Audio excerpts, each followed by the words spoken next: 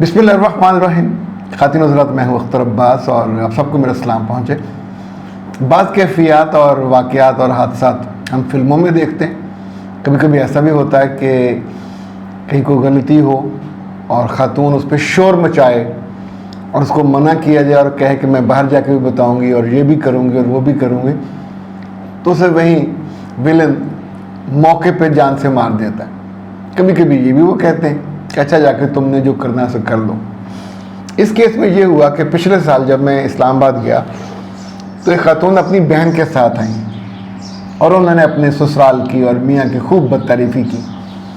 تو میں نے ساری باتیں سننے کے بعد ان سے پوچھا کہ آپ کا پس منظر کیسا ہے، کیونکہ انہوں نے جو بتایا، جو نقشہ کھینچا، بیریئر ٹاؤن میں گھر میں 3 گاڑیاں اور اس میں سے 2 بڑی گاڑیاں جسے ایس وی کہتے ہیں، اور جو ڈگی والی ہوتی ہے اسے سیڈان کہتے ہیں، جو چھوٹی ہے یہ چھوٹی گاڑی. تو 2 بڑی گاڑیاں، ایک چھوٹی گاڑی. تو جو فساد وہاں اس گھر میں تھا وہ اس بات پہ تھا کہ چھوٹی گاڑی ان کے میاں نے اس لیے خریدی تھی کہ گھر کے کاموں کے لیے. کبھی میاں کی جو بہن تھی وہ لے جاتی تھی اپنے کالج، کبھی جو جٹھانی تھی یا جیٹھ تھے بازار، ان کے پاس بھی بڑی گاڑی تھی تو بازار جانا تو وہ چھوٹی لے جاتی تھی. تو آپ سوچئے کہ ایک ایسی خاتون جس کے گھر میں کوئی گاڑی چھوڑ موٹر سائیکل بھی نہیں تھا، اور وہ مجھے بتا چکی تھی کہ میرے سسرال اور میرے میاں کبھی ہمارے گھر نہیں آئے. تو was it a love marriage? انہوں نے کہا نہیں، لو میرج نہیں، یہ کمپرومائز میرج تھی. میرے میاں کو میں پسند آ گئی. تو انہوں نے ہمارا حال دیکھا گھر کا، تو انہوں نے کہا کہ یہ تو پھر میرے لیے ڈس رسپیکٹ ہوگا. تو انہوں نے پہلی ملاقاتیں، منگنی، شادی سب ہوٹل پہ ہی کی، اپنے گھر والوں کو بھی نہیں ہمارے گھر جانے دیا. اور بہت سی کیسز میں جو چیزیں تھیں میاں نے پرووائڈ کی، تحفے تحائف بھی. اوکے، کیا خیال ہے؟ ایسا اچھا آدمی ہو تو بندے کو اسے اوبلائج کرنا چاہیے، شکر گزار ہونا چاہیے، یا یہ والا رویہ اختیار کرنا چاہیے؟ اس بیچ میں آپ کو ایک مزے کی بات بتاؤں. یہ لوگ ہنی مون پہ بھی گئے، شادی کے 1 آدھ ماہ کے بعد ملائیشیا گئے، کوالالمپور بھی گئے، پنانگ بھی گئے، 1-2 اور جگہوں پہ گئے. وہاں کا جو خرچ ان کا آیا وہ کوئی 1.5 ملین یعنی 15 لاکھ، اور یہ سارا میاں نے خرچ کیا. اس بیچ میں انہوں نے وہاں یہ نیچرل بیوٹی تھی وہ بھی دکھائی، جو سارا ملائیشیا بڑا اس کا بلینڈ ہے، ماڈرن بھی ہے اور جو نیچرل ہے وہ بھی ہے. تو دونوں چیزیں انہوں نے دکھائیں. سوری. اس پورے ٹرپ میں میاں نے ان کی دلداری کی، اور اس وقت جو شروع کی ملاقات اس میں کہا کہ سر وہ دن میرے ایسے تھے جیسے میں شہزادی ہوں، اور تصور میں یعنی اٹس اے ڈریم لائف جو میں نے آغاز کی، اتنی غربت سے کہ چھوٹے سے گھر میں ایک کمرے میں 3-3 4-4 لوگ، کوئی مہمان آ جائے تو رکھنے کو، بٹھانے کو، اور اسے مہمانداری کا بھی کوئی وہ نہیں ہوتا تھا. اوکے، اب انہوں نے جو پہلا پھڈا کیا اس گھر میں، انہوں نے شور مچایا اور لاؤڈ ہو کے کہا گاڑی تمہاری. تو میں نے اس سے کہا کہ تم اپنے میاں کو تم کر کے کیوں آ گئے؟ اس نے کہا تاکہ ذرا بہتر انڈرسٹینڈنگ کو. میں نے کہا میاں تمہارا کمفرٹیبل ہے؟ اس نے کہا نہیں، وہ مجھے کہتے ہیں آپ کر کے بلایا کرو، یہ تم نہ کرو، پر میں کرتی ہوں جان بوجھ کے تاکہ ہماری دوستی قائم رہے. اس سے دوستی قائم نہیں ہوتی، آپ دل سے اتر جاتے ہو. سیلف رسپیکٹ، سیلف اسٹیم اور جو آپ کا ایک پورا ریگارڈ ہوتا ہے اس کو تو نہیں چھوڑنا چاہیے. اچھا، جب انہوں نے شور مچایا کہ یہ گاڑی تمہاری، اس کو تمہاری بہن کیوں چلاتی ہے، اس کو تمہاری بھابھی کیوں چلاتی ہے، تمہارا جو بھائی ہے وہ کیوں چلاتا ہے؟ اچھا، وہ کبھی کبھی جب بازار جانے کے لیے، ان کے پاس بھی بڑی گاڑی، اچھی گاڑی ہے، تو وہ بازار جاتے ہوئے اس کو لے جاتے تھے، وہ ہے ہی گھر کے لیے. تو اس نے کہا بی بی میری گاڑی اس گھر کے لیے خریدی، تمہیں کیا پرابلم ہے؟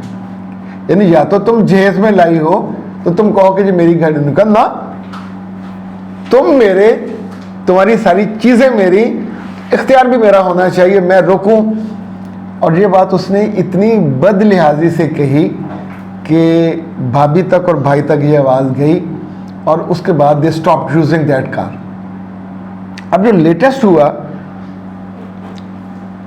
اس وقت جب یہ میرے پاس تشریف لائیں تھی تو انہوں نے مجھ سے پوچھا کہ یہ میں جو زور سے بولتی ہوں کیا میں غلط بولتی ہوں, میرا حق نہیں ہے؟ اچھا ایک لفظ استعمال کیا جاتا ہے کہ اس کی بڑی ہمبل بیک گراؤنڈ ہے. ہمبل بیک گراؤنڈ کا مطلب ہوتا ہے غربت کی ماری ہوئی, بہت کمزور. تو میں نے اس سے کہا تم اللہ کا شکر نہیں ادا کر سکتے کہ اللہ نے تمہیں یہاں سے اٹھا کے یہاں پہنچایا. آنے والے برسوں میں تمہاری اولاد ہوگی, صاحب اولاد ہوگے, تم اور آگے جاؤ گے خوشی میں, سکون میں.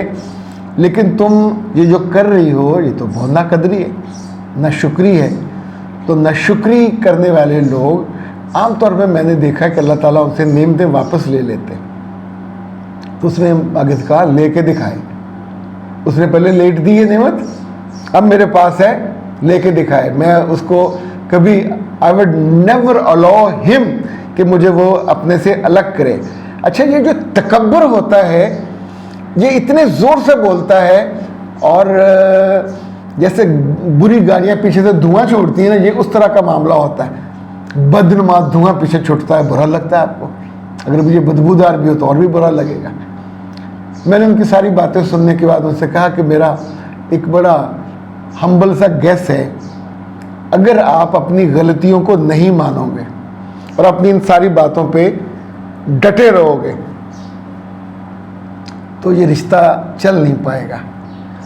چونکہ اپنے میاں کے اچھے گھر میں جا کے آپ کو اچھے طریقے سے, سلیقے سے کہنے لگے آپ بھی وہی بات کریں جب میرا میاں کہتا ہے کہ تمہارے اندر ویلیوز نہیں ہے, تمہارے اندر لحاظ نہیں ہے, تمہارے اندر یہ نہیں ہے.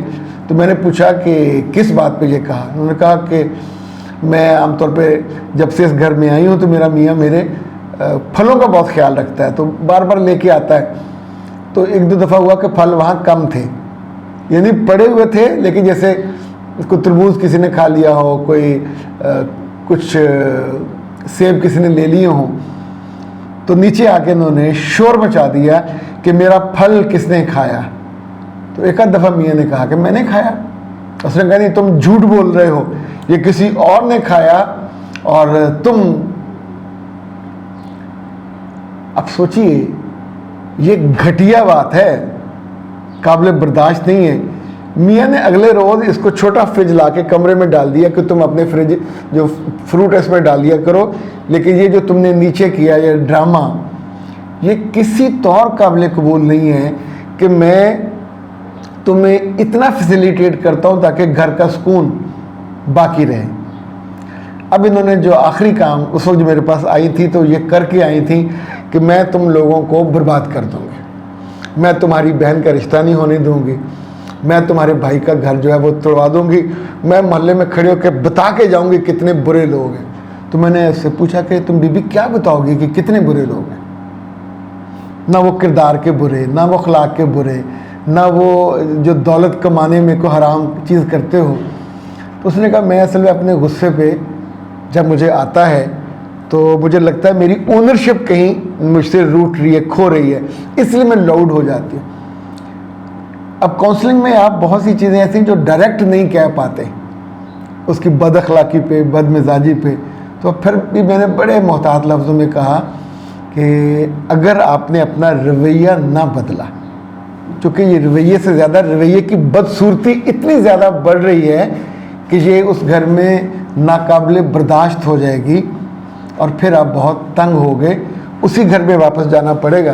تو اس نے کہا نہیں میں اس گھر میں نہیں جاؤں گی, میرے پاس اب کافی پیسے, میں کہیں اور الگ کرائے پہ گھر لے کے رہ لوں گی. جب کوئی عورت کم عقلی کے اس لیول پہ چلی جائے تو نہ خوشی بچتی ہے, نہ عزت بچتی ہے, نہ محبت بچتی ہے. پر لڑکیاں کرتی ہیں یہ, آئی ڈونٹ نو کسی کے کہنے پہ کرتی ہیں, کسی کے دیکھنے پہ کرتی ہیں, یا انہیں اپنے آپ پہ کوئی زوم ہو جاتا ہے. ابھی ان کا فون آیا تو انہوں نے کہا کہ آپ نے جو 6 ماہ کا وقت دیا تھا وہ 6 ماہ سے پہلے ہو گیا, 4 ماہ کے بعد انہوں نے مجھے گھر سے, رشتے سے فارغ کر دیا. مجھے بہت برا لگا, سن کے بھی برا لگا, محسوس کر کے بھی برا لگا.